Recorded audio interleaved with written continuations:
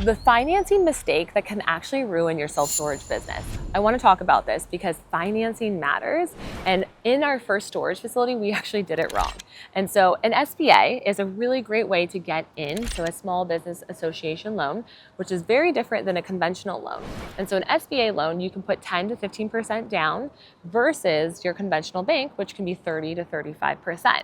But the biggest thing that we teach our students is that you really need to be asking everyone in your community, like within an hour radius of where your storage facility is, make sure you build relationships with local banks because they're the ones that actually know about your storage facility, knowing that it does really well and can actually support you, and they want to have your business, right?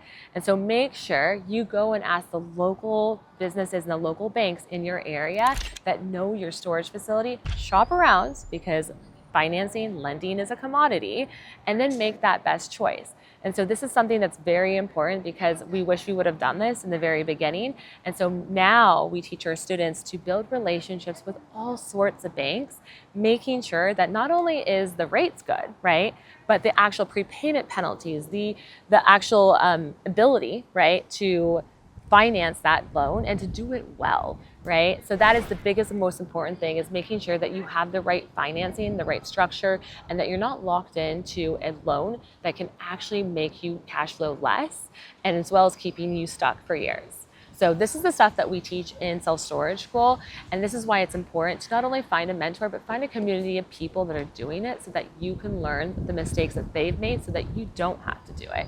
So if you are interested in joining the self-storage school, the cohort is open. Make sure to DM me the word storage school below. I'll send you the link and we'll see if it's a good fit. Can't wait to see you in storage school.